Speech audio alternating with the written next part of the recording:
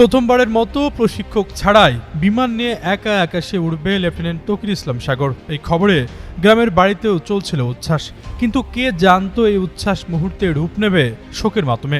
সোমবার দুপুরে বিমান নিয়ে আকাশে উড্ডয়নের পর উত্তরা, দিয়াবাড়ি, বাড্ডা, হাতিরঝিল, রামপুরার আকাশে উঠতে থাকেন তৌকির। তবে কিছুক্ষণের মধ্যে বিমানে কিছু সমস্যা করেন তিনি। সাথে সাথে কন্ট্রোল রুমে রিপোর্ট করে জানান তার বিমান আকাশে ভাসছে না, মনে হচ্ছে বিমান নিচের দিকে পড়ে যাচ্ছে। এমন বার্তা ইনস্ট্যান্ট রেসপন্স করে কন্ট্রোল রুম থেকে পাইলটকে কোনো ঝুঁকি না নিয়ে ইজেক্ট করার নির্দেশনা দেওয়া হয়। কিন্তু ফ্লাইট লেফটেন্যান্ট তৌকির শেষ মুহূর্ত অবধি চেষ্টা করেছেন বিমানটি বাঁচানোর জন্য। তিনি বিমানটির সর্বোচ্চ ম্যাক স্পিড তুলে বেজের দিকে ছুটতে থাকেন। এর মধ্যে কন্ট্রোল রুমের সঙ্গে পাইলটের যোগাযোগ বিচ্ছিন্ন হয়ে যায়। তার ঠিক 1 থেকে 1.5 মিনিটের মধ্যে চীনের তৈরি F7 BGI মডেলের বিমানটি উত্তরা মাইলস্টোন স্কুল অ্যান্ড কলেজের ক্লাসরুম বরাবর আছড়ে পড়ে। মুহূর্তে মৃত্যুপুরীতে রূপ নেয় milestone campus.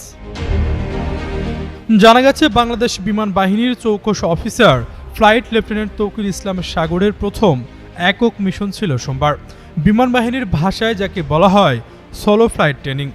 Solo flight training হলো একজন পাইলটের ট্রেনিংয়ের সর্বশেষ ধাপ। ফাইটার জেট অপারেট করার জন্য একজন পাইলট যে হাই স্কিল্ড সেটি প্রমাণিত হয় তার সোলো ফ্লাইটের মাধ্যমে।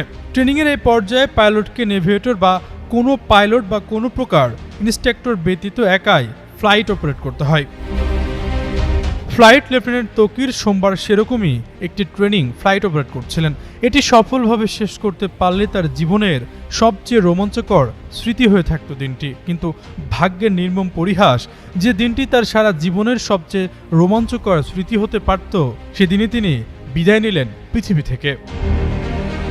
আশরাফুল ইসলাম, যুগান্তর নিউজ।